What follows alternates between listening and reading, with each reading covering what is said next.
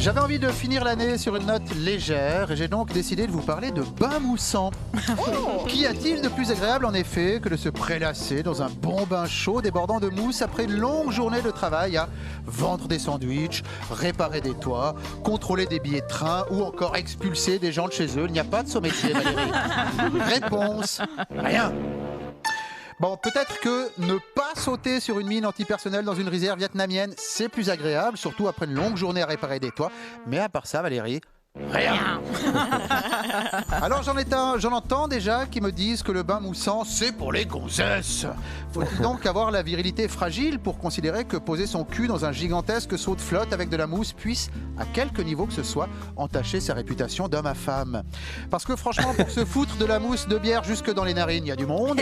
Hein, mais pour passer un petit moment de bien-être resplendissant dans la moiteur de sa propre intimité, il n'y a plus personne et c'est bien dommage. Eh oui, monsieur. Si véritablement vous êtes un homme de type mâle alpha et que vous regrettez de ne pas pouvoir prendre de bain moussant, voici quelques astuces pour viriliser tout ça. Astuce numéro 1, remplacez le petit canard en plastique jaune par un modèle réduit au 1/35e d'un tank Panzerkampf. C'est effectivement un peu plus encombrant, mais question grosse baloche, ça se pose là. Et plus personne n'osera vous faire de remarques sur la taille de votre énorme pénis. Astuce numéro 2, remplacez le sel de bain par de la kétamine. Alors oui, c'est un peu acide et il se pourrait que ça vous ronge la peau jusqu'à l'os. Néanmoins, face à votre visage cramoisi, vos mâchoires serrées à vous faire péter les molaires et votre cœur qui bat dans votre front, bien audacieux sera celui qui osera remettre en doute votre niveau de testostérone. Astuce numéro 3, ajoutez dans l'eau une bonne louche de graisse à moteur. S'il est vrai qu'en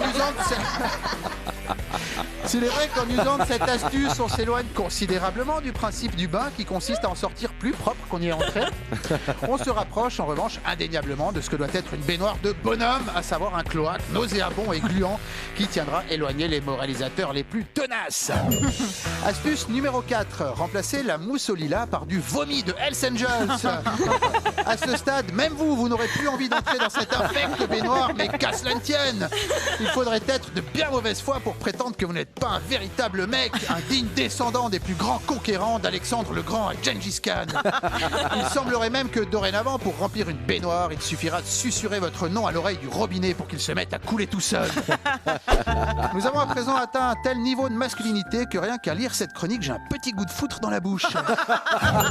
Astuce numéro 5 et dernière. Je suis désolé. Astuce numéro 5. Remplacez la baignoire elle-même par une carcasse d'ours en putréfaction. Vous aurez, il est vrai, toutes les peines du monde à conserver l'eau dans le cadavre, mais de toute façon, le mieux, c'est d'arrêter de prendre des bains.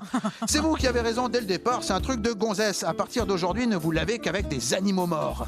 Certes, vous ferez le vide autour de vous et il vous sera désormais impossible de trousser de la gourgandine sur le parking du Macumba le vendredi soir, mais vous incarnerez enfin la quintessence de la virilité à laquelle vous avez toujours aspiré.